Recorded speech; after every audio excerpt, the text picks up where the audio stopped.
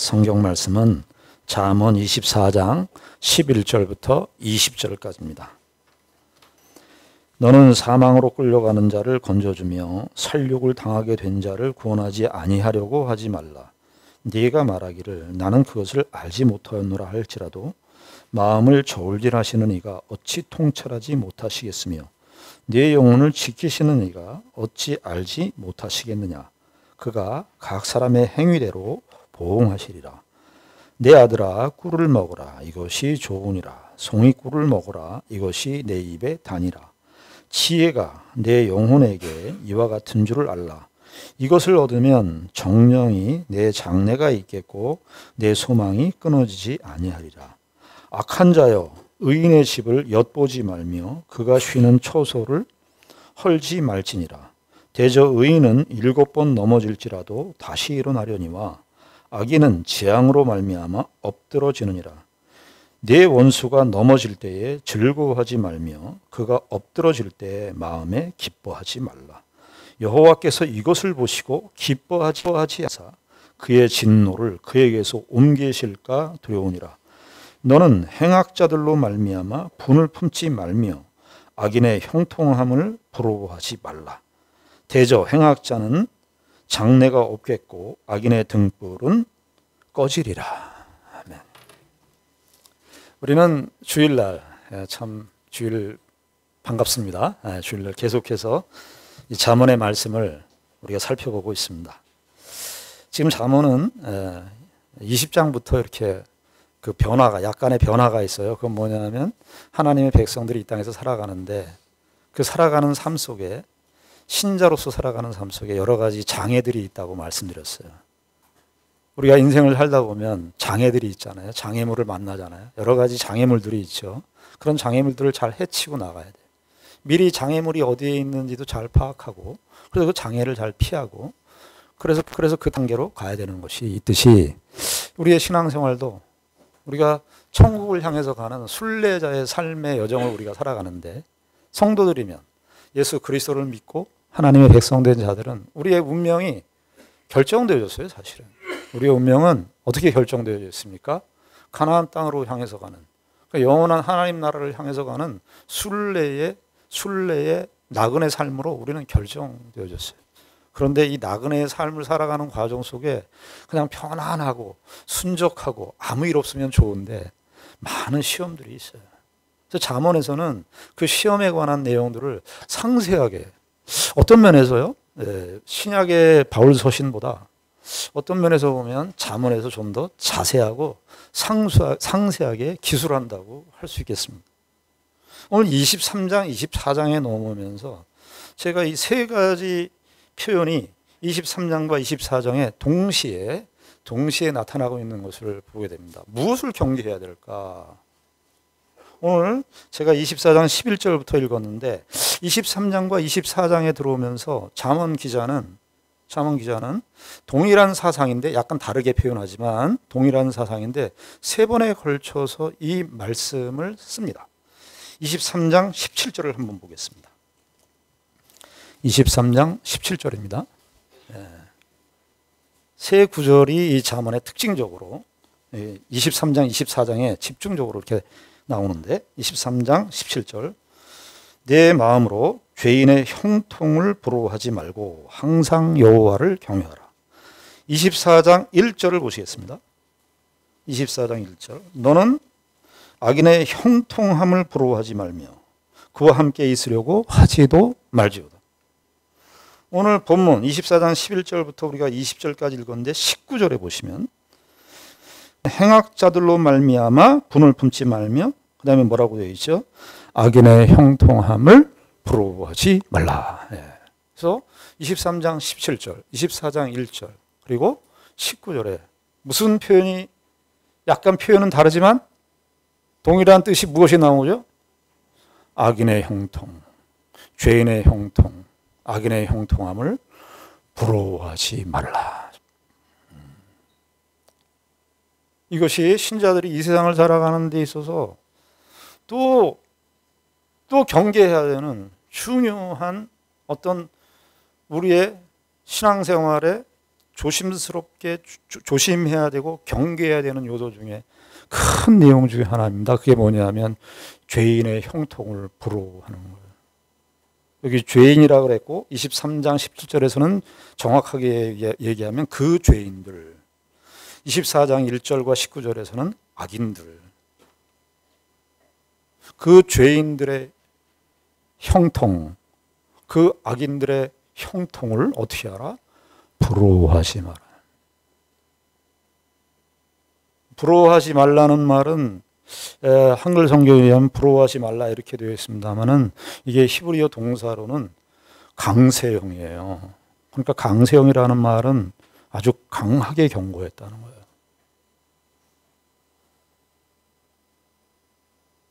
그러니까 좀 더 저는 이 부러워하지 말라라는 표현보다는 사모하지 말라.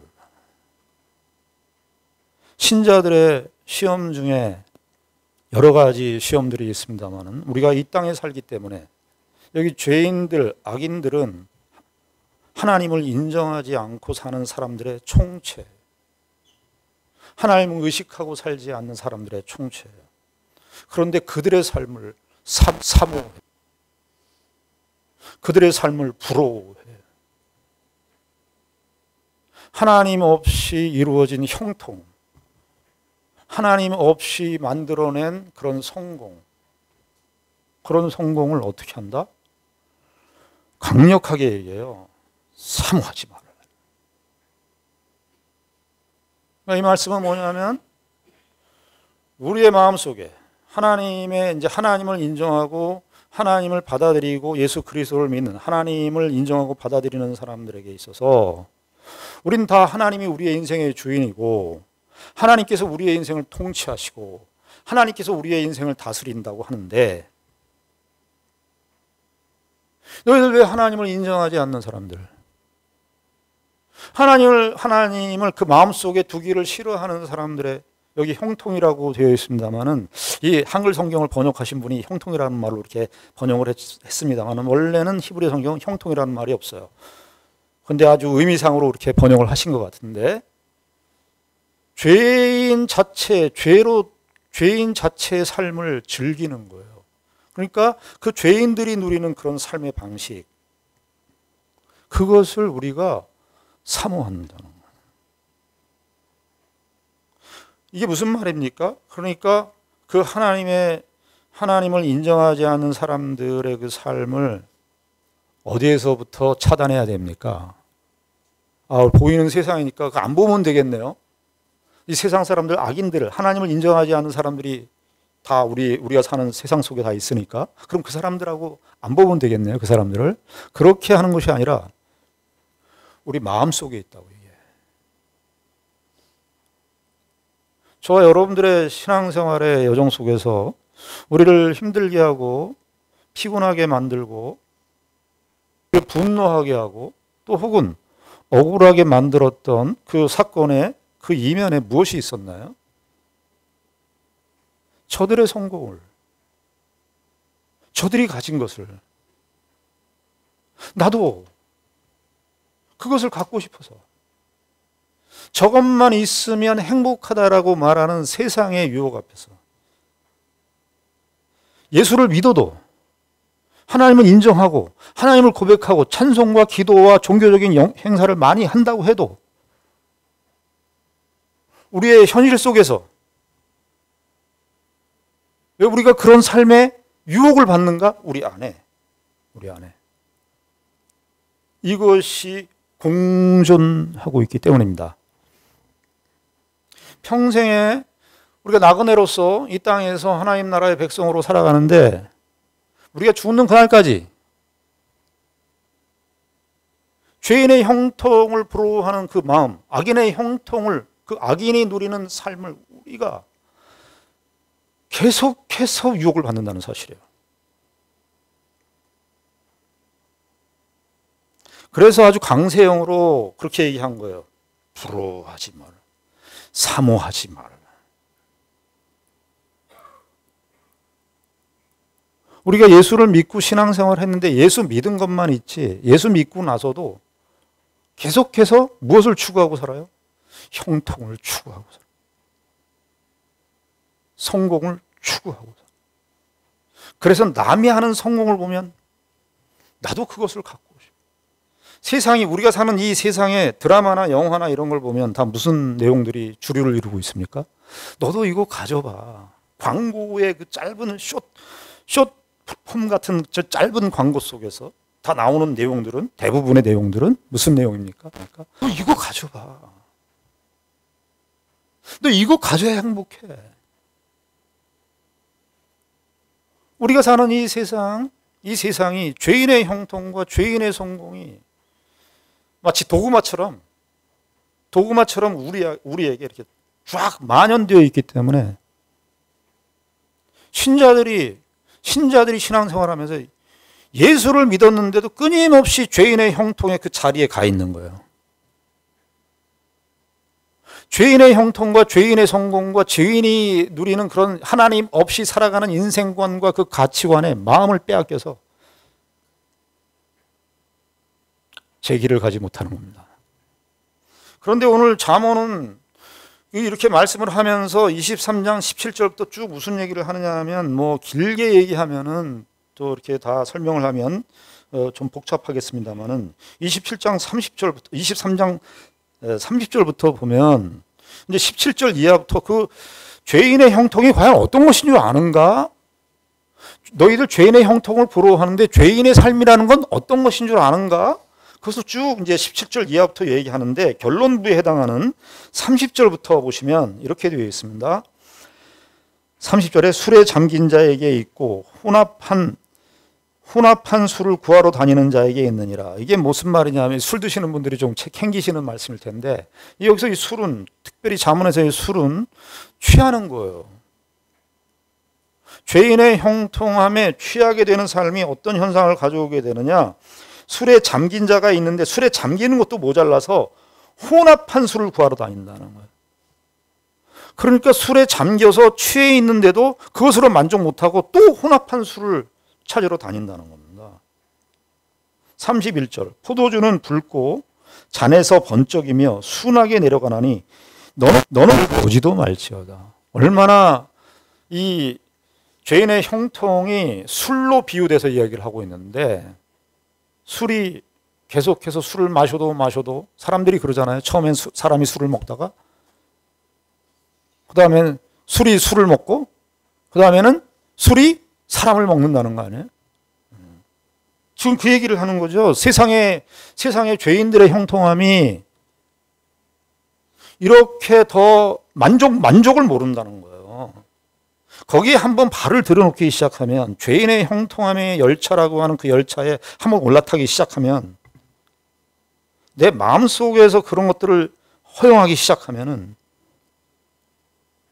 계속해서 만족을 모른다는 거예요. 그래서 계속해서 더 술 취하려고 혼합한 술을 찾는다는 거예요. 35절 결론적으로는요, 이렇게 되어 있습니다. 아주 무시무시한 경고의 말씀인데, 35절에 보면 네가 스스로 말하기를 사람이 나를 때려도 나는 아프지 아니하고 나를 상하게 하여도 내게 감각이 없도다. 내가 언제나 깰까 다시 술을 찾겠다 하리라. 술 취한 분들을 예로 들어서 죄송합니다만은, 술을 이렇게 많이 취하게 되면 어떻게 돼요? 감각이 없는 거예요. 감각 없는 자가 되는 겁니다.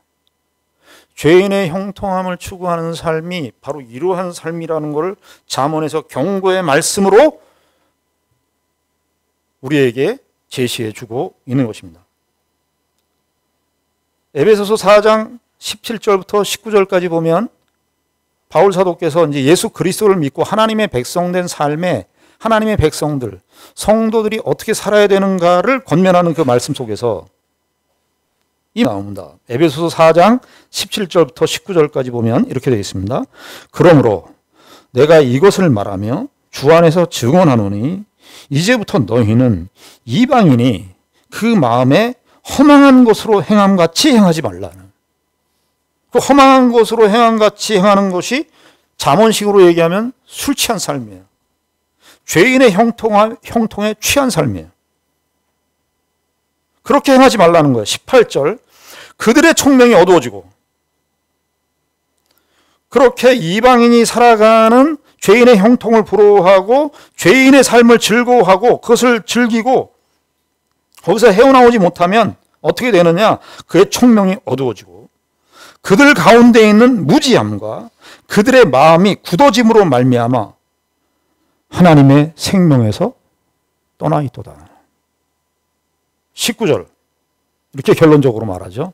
그들이 감각 없는 자가 되어 자신을 방탕에 방임하여 모든 더러운 것을 욕심으로 행한다. 바울 사도께서 그렇게 모든 더러운 것을 욕심으로 행한다 이렇게 말을 했으니까 이렇게 말하니까 이렇게 말하는 것은 바울 사도가 객관적으로 하나님의 계시의 빛에 비추어서 말씀한 것이고 당사자들은 더러운 것인지 욕심인지 모른다는 거예요. 왜? 감각이 없어요. 감각이 없는 사람한테, 술 취한 사람한테 무엇이 옳고 무엇이 그른지를 설명이 가능하겠습니까? 단지 술 먹는 사람들을 얘기하는 게 아니에요. 이 세상의 형통, 죄인들이 누리는 하나님을 인정하지 않고 살아가는 사람들의 인생관과 가치관에 물들어서 사는 사람들. 그걸 경계하는 거예요. 길게 이 부분을 이야기했어요. 자, 그렇게 23장 17절에서는 죄인들의 형통에 대해서 죄인들은 그러면 어떻게 사는 것이냐? 죄인들의 삶이 결국 이런 거야. 너희들 이거 죄인들의 형통을 추구할 거야? 너희들 그러면 이런 사람들이 된다. 이런 사람들의 삶이 어떤 삶이냐? 이렇게 술 취한 사람이 되는 거다. 감각 없는 자가 된다. 이 얘기를 하시고 24장 1절에 또 얘기하죠. 24장 1절에서는 더 강조합니다. 24장 1절에 보시면 너는 악인의 형통함을 부러워하지 말며 어떻게 되죠? 그 다음에 그와 함께 있으려고 하지도 말라. 있으려고 하지도 말라는 거예요.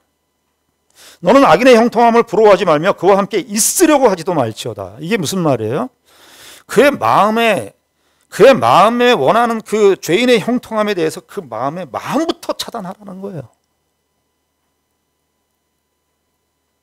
자, 그래서 23장 17절부터 35절까지는 죄인의 형통, 죄인의 삶이 결국은 어떠한 삶으로 귀결될 것인가를, 어떠한 삶의 모습으로 나타날 것인가를 말씀한다면 24장 1절에서는 결국은 왜 죄인의 형통함을 부러워하지 말고 죄인의 형통함을 사모하지 말라. 왜 그와 함께 있지도 말라. 24장 1절부터는 무슨 얘기를 하냐면 그들의 최종 결국이 어떻게 끝날 것인가를 알기 때문에 그렇다는 거예요. 24장 10절을 보시겠습니다. 24장 10절. 네가 만일 환난 날에 낙담하면 네 힘이 미약함을 보이니라. 이 10절에 만일이라고 되어 있는데 이 10절을 직역을 하면 이렇게 되어 있습니다. 너 힘이 미약하여 네가 환난의 날에 낙담했다. 이런 뜻입니다. 그러니까 23장 17절부터 35절까지는 죄인들의 형통을 부러워하는 그 삶의 모습이 어떠한 것인가를 제시하고 24장 1절에 이렇게 다시 한번 강조하면서 후렴구처럼 반복을 하면서 10절까지 무슨 내용을 얘기하는 거냐면 너 그들의 삶의 결국이 어떻게 되는 줄 아니? 최종적인 날에 그의 미래가 심판으로 끝이 난다. 너희들 그렇게 살면 최종적인 날에 심판으로 결과되어질 것이다.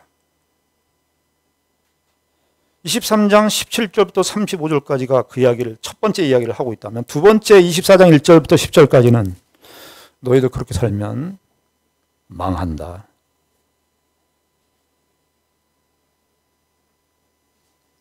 낭떠러지로 향해서 가고 있는데 낭떠러지인 줄 모르고 간다는 거예요. 절벽을 향해서 가고 있는데 희희낙낙하는 거죠. 그런데 절벽을 향해서 가고 있는 거예요. 무엇이 그렇다는 거예요? 지금 죄인의 형통을 부러워하고 사모하는 삶이 그렇다는 거예요. 자, 그러면 10절까지가 두 개의 단락. 하나는 죄인들의 삶의 모습이 이러한 삶이라는 것. 그리고 두 번째 단락에서는 죄인들의 삶의 결국이 이렇게 될 것이라는 것. 그러면 그 다음에 나오는 반응은 어떠해야 되겠습니까? 아, 이게 피해야 되겠구나. 아, 죄인들의 삶을 우리가 피해야지. 아, 우리끼리 잘 모여가지고 우리끼리 하나님 잘 믿고 우리끼리 신앙생활 잘해야 되겠구나. 그렇게 생각 가능성이 있겠죠. 그런데 오늘 11절 말씀은 그 생각에 반전을 불러일으키는 말씀입니다. 11절 말씀 보시면 이제 이게 세 번째 단락으로 시작되는 거예요. 자, 이렇게 죄인들의 삶이 이러한 것인데 이렇게 귀결될 수밖에 없는데 그렇다고 해서 너희들이 죄인들과 결별해서 살 것이냐? 악인들과 분리해서 살 것이냐? 11절에는 어떻게 되어 있냐면 이렇게 되어 있습니다. 너는 사망으로 끌려가는 자를 건져주며 살육을 당하게 된 자를 구원하지 아니하려고 하지 말라. 여기 사망으로 끌려가는 자, 살육을 당하게 된 자는 누구를 가리키는 거였어요? 악인들, 죄인들이죠. 그렇죠? 악인들, 죄인들이 이렇게 갈 거예요. 그런데 악인들의 유혹이 있으니까, 죄인들의 유혹이 있으니까 우리가 이걸 피해야 되겠구나. 더 이상 그들과 거래하고 살지 말아야 되겠구나. 관계하지 말고 살아야 되겠구나가 아니라 그 사람들을 건져주라는 거야. 이게 우리의 생각을, 일반의 상식적인 생각에 도전을 주는 그런 말씀입니다. 너는 사망으로 끌려가는 자를 건져주며 살육을 당하게 된 자를 구원하지 아니하려고 하지 말라는 거예요. 자, 이 악인들과 죄인들에 관한 표현을 11절에서는 어떻게 됩니까? 사망으로 끌려가는 자라, 살육을 당하게 된 자라, 이렇게 표현을 하고 있습니다. 여러분, 신약 성경에 보면 로마서 5장에 보면 5장 12절에 한 사람 아담의 범죄로 말미암아 어떻게 됐다 그래요? 사망이 우리에게 들어왔다. 사망이 우리에게 들어왔다. 참, 이 표현이 너는 서로 끌려가는 자를 건져주며 살육을 당하게 된 자를 구원하지 아니하려고 하지 말라. 왜? 하나님께서는 죄인들의 삶을 부러워하지 말라면서요. 죄인들의 삶의 형통을 그렇게 사모하지 말라면서요. 그러면 우리를 차라리 격리시켜서 그거 안 보고 우리 그냥 우리끼리 편안하게 살면 좋을 텐데. 아니, 살육을 당하게 된 자를 구원하려고 해라. 사망으로 끌려가는 자를 건져주라. 그렇게 우리에게 말씀하고 있습니다. 왜 그럴까요? 1차적으로는요. 우리도요 어떤 자들이었습니까? 하나님을 알기 전에, 예수 그리스도를 믿기 전에 우리도 어떤 자였습니까? 여러분, 날 때부터 의인으로 태어나신 분 계십니까? 이 세상의 인류는 날 때부터 의인으로 태어난 사람은 아무도 없습니다. 우리도 예수 믿기 이전에 사망의 종로로 타던 사람이었습니다. 우리도 사망에 끌려가는 사람이었습니다. 우리도 하나님의 최종 심판에 예정되어 있는 자로 묶여 있었던 자들이었습니다. 너희들 너희 존재를 아는가? 우리의 존재를요, 사람들은요, 자기 존재를 자기가 잘 몰라요. 그래서 하나님께서 사람을 열어두셨어요. 이 세상에 인류를 두셨어요. 그 사람을 보면서 나를 보게 하는 거예요. 너희들의 구원이, 너희들에게 이루어진 그 구원이 너희들의 능력으로 말미암은 것인 줄 아느냐? 그렇지 않다. 너희들도 하나님의 은혜로 구원을 받았다. 너희들도 역시 이전에는 사망의 종로로 타고 끌려가는 자였다. 그러니 그 사람들을 향하여 어떻게 마음을 가져야 돼요? 불쌍히 여기는 마음, 긍휼히 여기는 마음으로 저들을 외면하거나 분리하려고 하지 말라는 겁니다. 신앙생활에 어떤 진지하고 신앙생활에 어떤 경력이 붙으신 사람일수록 무슨 현상이 있냐면 죄인들의 잘못, 죄인들의 이런 것들을 못 넘어가세요. 그래서 우리끼리만 추구하려고 그래요. 나만을 추구하려고 그래요. 그러지 말라는 겁니다. 우린 세상으로부터 구원을 받았는데 다시 세상으로 향해서 가라는 겁니다. 12절에 뭐라고 되어 있습니까? 내가 말하기를 나는 그것을 알지 못하였노라 할지라도 마음을 저울질하시는 이가 어찌 통찰하지 못하시겠으며 내 영혼을 지키시는 이가 어찌 알지 못하시겠느냐. 그가 각 사람의 행위대로 보응하시리라. 이거 우리가 생각하는 그 마음의 변화를 읽고서 말씀하시는 거예요. 자, 죄인들의 형통을 부러워하지 말라. 그러면 너희들 악인들과 함께 살지 말고 너희들끼리 잘 살아라. 우리가 그런 마음을 가지기 쉬운데 그러지 말라는 거예요. 사망으로 끌려가는 자를 구원하기 위하여 너희들 저들과 함께 같이 공존하고 살아야 된다. 그러면서 나는 모르겠는데요.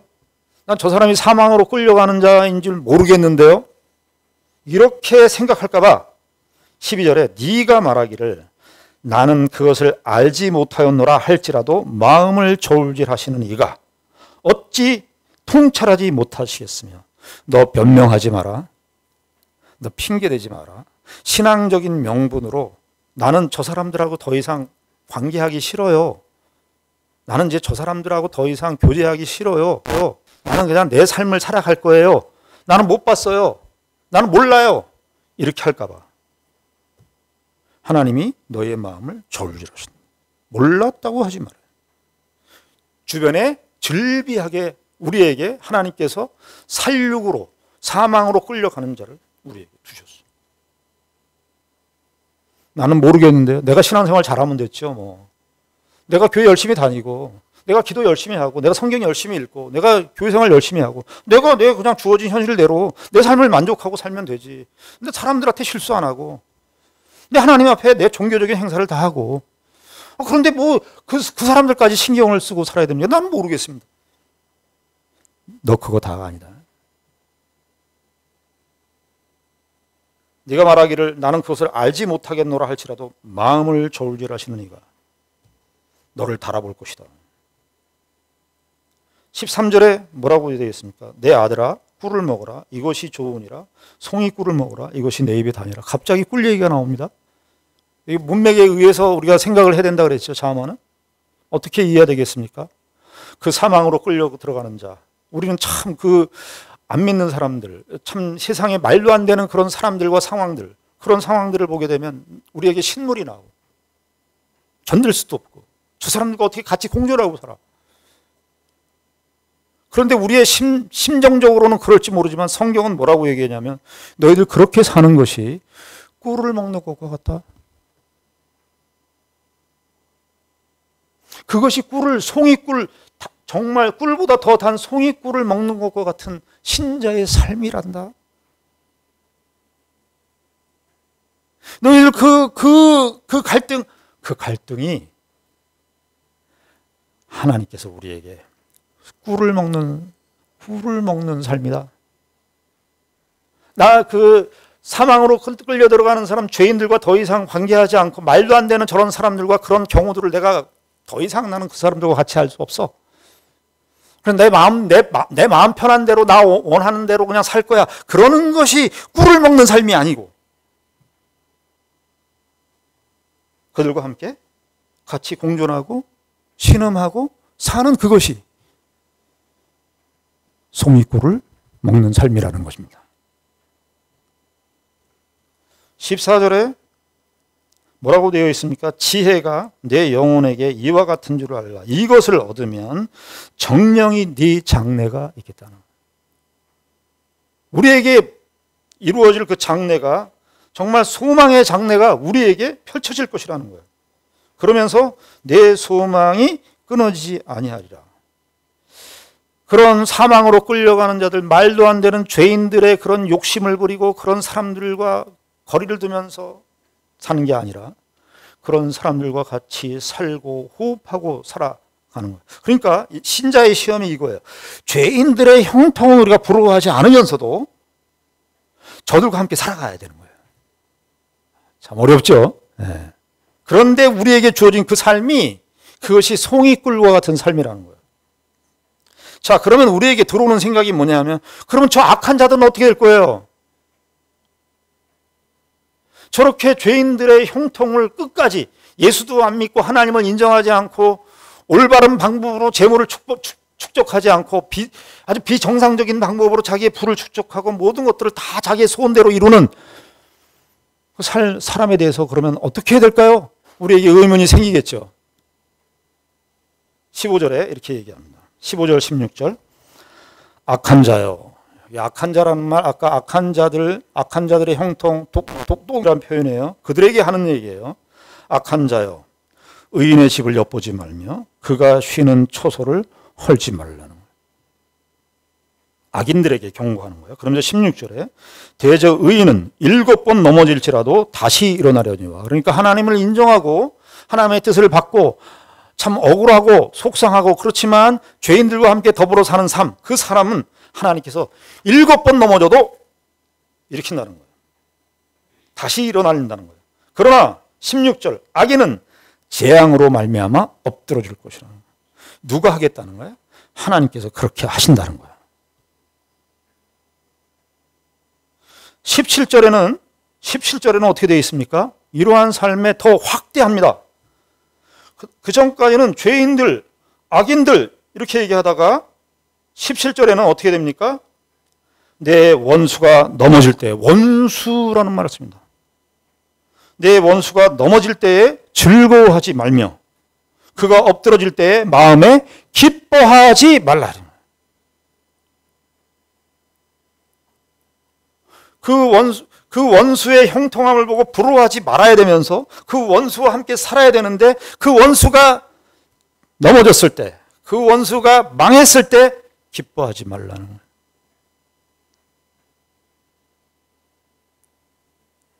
여러분, 이런 원수에 관한 내 원수가 넘어질 때 즐거워하지 말며 그가 엎드러질 때 마음에 기뻐하지 말라는 말씀은 우리가 마태복음 5장의 산상수훈을 생각하게 합니다.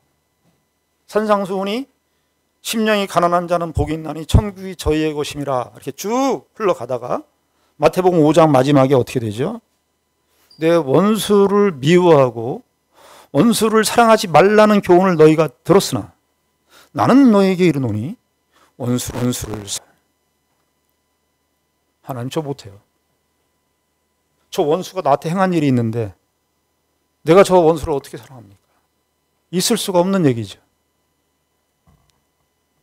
쉽지 않습니다. 그러나 우리가 이 생각을 한번 해보시자고요. 하나님께서 왜 우리가 이렇게 감당이 안 되는 이런 사람들과 같이 살고 저들을 미워하지도 말고 사랑하라고 왜 이야기를 하셨을까? 여러분 이 생각을 먼저 하셔야 됩니다. 하나님께서는요 우리를 보실 때 어떻게 우리를 지으셨습니까? 하나님께서는 우리를 하나님의 형상대로 지으셨습니다. 죄가 들어오기 전입니다. 죄가 들어오기 전에 하나님의 형상대로 우리를 지었습니다. 제가 요즘에 책을 읽고 있는 책 중에 몰트만 선생님의 그 책을 읽는데 17권 선집을 샀어요. 그 책에 아주 음미할 만한 대목들이 많은데 그분이 뭐라고 얘기했냐면 하나님의 형상, 그때 하나님의 형상은 삼위일체 하나님의 형상이라는 거예요. 삼위일체 하나님의 형상은 삼위일체 성부, 성자, 성령 하나님이 하나의 관계로 이루어졌어요. 그것은 사랑의 관계예요. 그것이 죄가 들어오기 전 모든 그 사람들에게 하나님의 형상대로 삼위일체 하나님의 형상대로 지음을 받은 존재들이 우리들입니다. 그런데 죄로 말미암아 우리에게 이것이 일그러졌어요. 그런데 삼위일체 하나님께서는 이 하나님의 형상, 원래 형상대로 우리의 기본이 원래의 기본값이 우리가 하나님의 형상대로 지음을 받았기 때문에 하나님은 그 하나님의 원래 형상을 회복시키기 위하여 구속의 역사를 쭉 진전시켜 나오십니다. 하나님은 그래서 우리를 볼 때에 어떻게 보고 있는 삼위일체 하나님의 형상의 존재로 우리를 보고 있는 거예요. 그런데 그것이 깨졌어요. 죄로 말미암아. 죄로 말미암아 깨졌는데 하나님께서 그걸 포기하실까요? 포기하시지 않습니다. 삼위일체 하나님의 형상, 즉 사랑의 교제로 부르도록, 사랑의 교제에 들어오도록 하나님은 우리에게 역사하십니다. 성경의 역사가 그 이야기를 하고 있죠. 그러면 우리가 얼른 생각할 때 원수를 사랑하라, 이 말은 하나님 편에서 보면 어떻습니까? 우리의 기본값이 어떤 값이에요? 삼위일체 하나님의 형상 가운데 사랑의 교제로 충만한 그런 상태. 그런데 예수 그리스도께서 우리에게, 우리가 진짜 원수 되었을 때 예수님께서 친히 십자가를 지심으로 우리의 죄를 대속하셨어요. 그 회복의 삶을 살려고. 우린 죄로 일그러진 상태에서, 우리가 죄로 일그러진 죄의 영향 아래 놓여 있는 상태에서 원수를 사랑하라는 말이 우리에게 버거운 말이고 감당할 수 없는 말이지만, 하나님 쪽에서 보면, 그리고 예수 그리스도를 우리에게 보내신 그 하나님의 사랑의 맥락에서 보자면, 우리의 진정한 하나님의 형상으로서의 회복은 과연 어떤 삶인가? 우리가 악인들의 삶을 부러워하지 않고 악인들과 함께 공존하면서 살아야 되는데, 그 악인들 속에는 결국 원수의 삶도, 원수도 거기에 포함되어 있는데, 과연 우리는 그렇게 그냥 사는 것으로 단가? 그것이 다가 아니라 그 속에서 고뇌하고 신음하며 살아가는 우리의 존재가 하나님의 형상으로서의 온전한 회복으로 가는 길임을 우리에게 말씀해 주고 있습니다.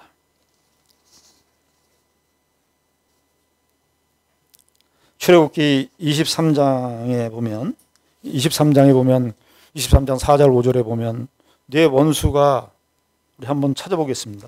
출애굽기 23장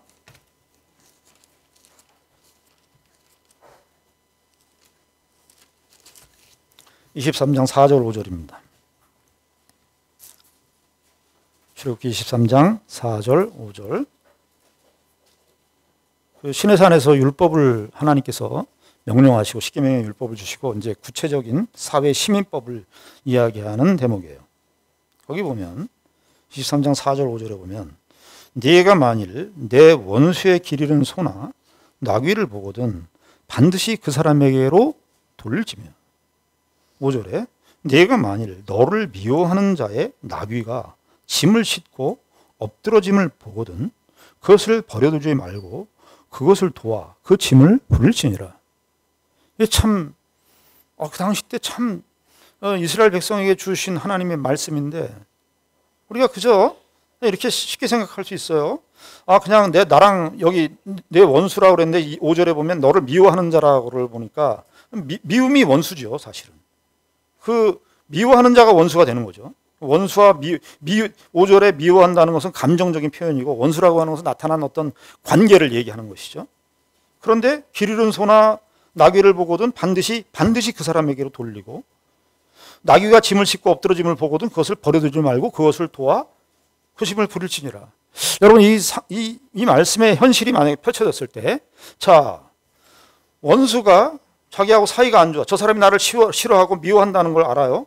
나라고 원수의 관계에 있어요. 그런데 어느 날 자기의 길 잃은 소가 있는데 그 소나 나귀를 자기가 돌려받아요.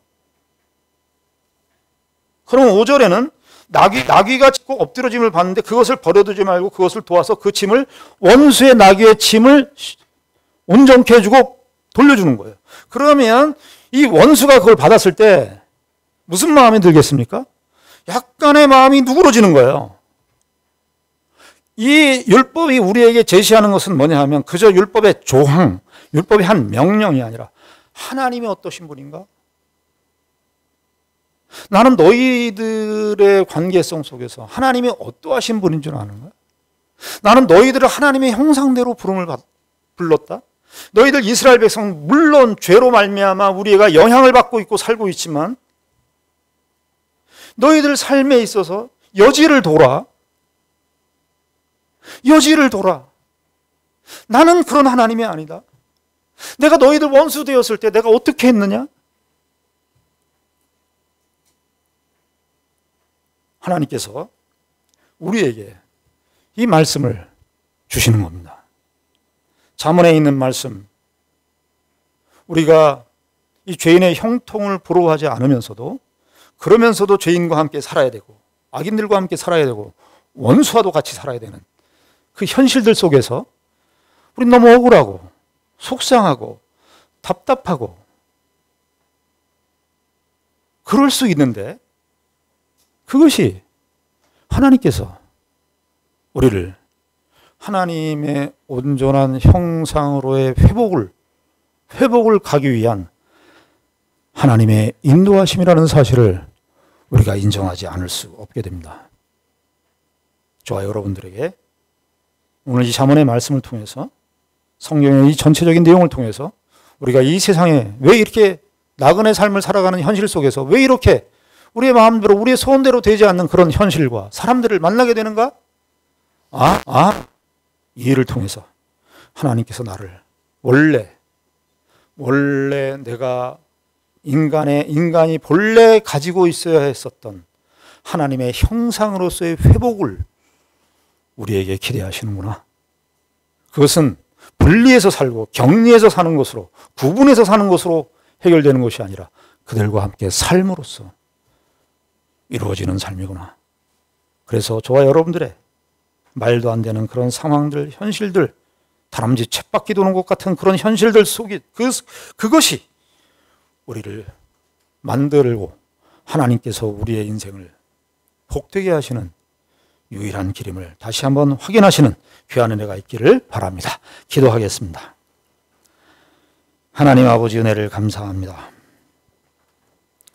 우리의 삶이 피곤하고 참 간단치 않은 그런 현실입니다. 우리에게 닥쳐진 현실을 피하고 싶고 도망가고 싶은 것이 우리의 마음입니다. 아버지 하나님, 그러나 그것이 신자들이 최종적으로 결론 내려야 되는 삶이 아닙니다. 그 속에서 살아가고 그 속에서 신음하며 그래서 하나님의 형상으로서의 회복을 우리가 꿈꾸며 그것을 만들어가는 하나님의 사람들을 되게 하여 주시옵소서. 예수님의 이름으로 기도드리옵나이다. 아멘.